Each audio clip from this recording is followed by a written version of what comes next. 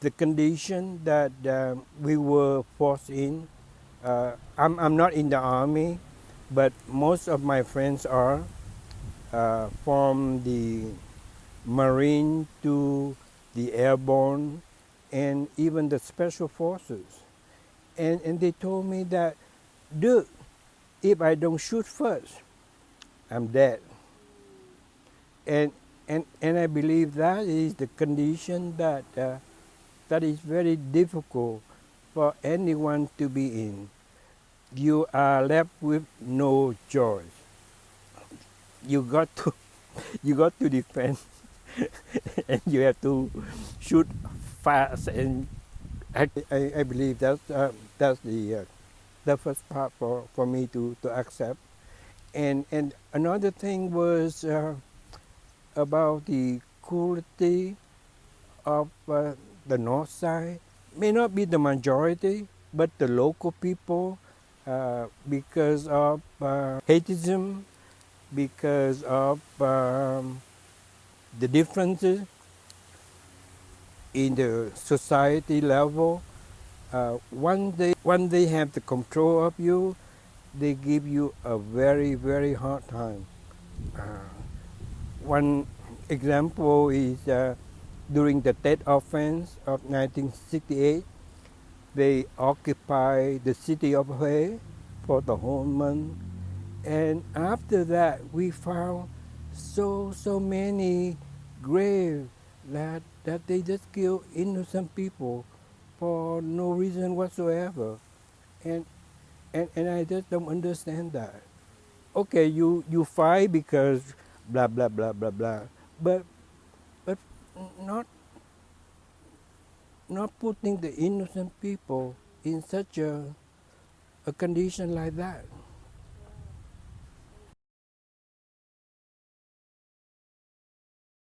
I think I value life a lot more between life and death. The biggest shock to me was 1968 death offense. With the Boy Scout, we go and we see if any of the refugees need help. And way at the corner there, we saw a body. We don't know how long that body was there. So I was a troop leader. So I said, hey, let's go and at least we put something cover the body. And when we are about, I would say, 3 years, 4 years, man, it was the worst smelling that I ever had. And all three of us, we just stopped and we turned around and we ran because we just cannot stand the smell of a dead body for, again, we don't know how many long. And I felt so bad. The body was there since nobody know when. We just tried to cover it and we couldn't even do that. From that time on, I know that I'm very blessing. Every morning when I get up from bed and take a sip of coffee. My family is a very close-knit family. I think we all learned that from my dad and my mom. So even I remember my brother and sister, they go abroad and maybe once every 2 months we write a letter to each other. But the minute Nguyen showed up in the refugee camp to visit us, well, we felt so close. We are so happy. And I looked at him and said, boy, you was the worst student in my high school and you made it. And he said, yep. So I told him, okay, then I shouldn't have any problem because I have a better grade than you were. So we just laughing. But I don't think the war has any impact on our relationship. Yeah.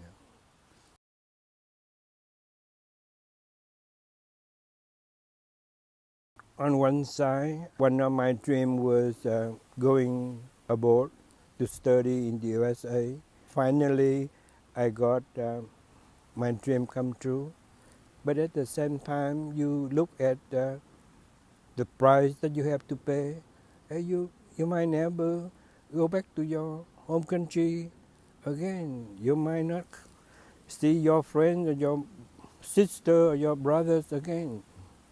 Sometimes I think too much a price to pay. To be honest with you, if you put it on the table right now and ask me which one I take, I don't know which one I take. So at the same time, a day before yesterday, I saw the President Trump and President Zelensky from Ukraine in the White House. And it is clear to me that the United States no longer have any interest in supporting Ukraine. So they are ready to get out, they are ready to run. Just like they did 50 years ago with the South of Vietnam. A few of my friends defend the USA position. I condemn the decision of the USA. Hey, if you don't keep the promise, if you don't keep the commitment, why bother in the first place? You should just let them doing whatever they want 2 or 5 years ago. Don't get involved. But once you get involved, when you made a promise, you got to keep that. The Vietnam War was a war between communism and freedom. So we always expect to win. No one want to live under communism. Look at what happened right after 1954. They killed all of the well-educated, wealthy people for no reason whatsoever. We strongly believe that we should be the winner, but obviously the result is different because of many other factors. Whatever you believe it in, make sure that you don't do anything that harms or hurt any other people. Again, I'm Boy Scout, and we took the oath that we always be honest. And to me, I took those oaths very seriously.